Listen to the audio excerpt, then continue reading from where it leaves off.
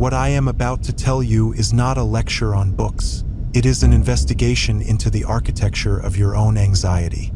You see, we convince ourselves that stories about robots, aliens, and dystopian wastelands are escapism. We tell ourselves we are leaving the real world to enter a fantasy. But that is a lie. Speculative fiction has never been about escaping reality. It is about surviving it. It is a simulation engine run by the human brain to rehearse the end of the world before it actually happens. Most historians claim this genre began on a dark and stormy night in 1816 with Mary Shelley and a galvanized corpse. They call Frankenstein the patient zero of science fiction. But there are two problems with that story. First, it ignores 2,000 years of evidence. And second, it assumes the genre is about science at all.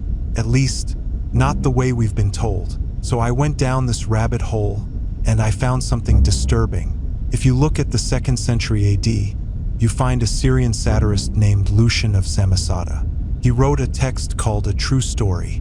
In it, he describes a war between the king of the moon and the king of the sun, space travel, artificial atmosphere, and extraterrestrial life forms. Wait a minute, did they actually predict that? Almost 2,000 years before NASA. Lucian was writing space opera, but here is the catch. Lucian didn't write it to predict the future. He wrote it to mock the liars of his present. He was attacking historians who sold myths as facts. Therefore, the seed of speculative fiction was not wonder, it was skepticism. Fast forward to the 1600s, Johannes Kepler writes Somnium, a story about a demon transporting a traveler to the moon. Sounds like fantasy, but Kepler used it to defend astronomy without getting burned at the stake by the church. He hid the math inside the MYTH. There is evidence that they did this often. Authors used the impossible to smuggle in the forbidden. Then came the Industrial Revolution. The world became loud, fast, and dirty. God was silent, and the machine was loud. Therefore, we needed a new mythology. Enter Mary Shelley. Yes, Frankenstein is essential, but not because it was the first. It matters because it shifted the source of fear. In the old myths, if you sinned, God punished you. In Shelley's world, if you sinned, your creation punished you. Victor Frankenstein is not a wizard. He is a college dropout who thinks he can hack biology. This was the moment the genre stopped looking up at the stars and started looking down at our own hands in horror. But the evolution didn't stop there. From the age of steam to the dawn of the atom, the anxiety shifted again. Look at H.G. Wells. The time machine isn't about physics. It is about class warfare. The Eloi and the Morlocks are just the rich and the poor, separated by thousands of years of evolution until they are literally eating each other. Wells was warning us that capitalism, left unchecked, would turn us into monsters. Then, the bomb dropped. 1945. Suddenly, the apocalypse wasn't a religious event. It was a bureaucratic decision. Therefore, the golden age of sci-fi collapsed into the new wave. We stopped caring about rocket ships and started caring about hallucinations. Think about Philip K. Dick. He asked the only question that matters: what is real? If a robot thinks it is human, does it matter that it's made of plastic?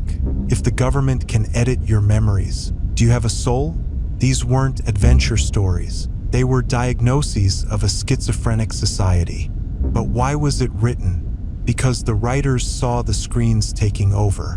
They saw the commodification of consciousness, which brings us to the most terrifying pivot of all. Cyberpunk. William Gibson, neuromancer. He didn't just predict the internet, he predicted the texture of it, the way we would become addicted to the glow, the way corporations would become more powerful than nations. But I want you to notice the pattern here. Lucian mocked history. Shelley feared biology. Wells feared society. Dick feared reality. Gibson feared capitalism. Every single era of speculative fiction creates a monster that looks exactly like the thing that generation is most afraid of. So, where does that leave us today? We are currently drowning in stories about the multiverse, about alternate timelines, about resetting the clock. Why? Because we are terrified that we have ruined this timeline. We are obsessed with the idea of a do-over because deep down, we think we broke the world. But there is a twist. Speculative fiction doesn't just predict the doom, it inoculates us against it. By imagining the worst-case scenario, we rob it of its power. We practice the apocalypse so that when the lights actually go out, we know what to do. So the next time someone tells you they don't read sci-fi because they prefer serious literature, you tell them that realism is just a recording of what has already happened. Speculative fiction is the only map we have for where we are going. Take heed.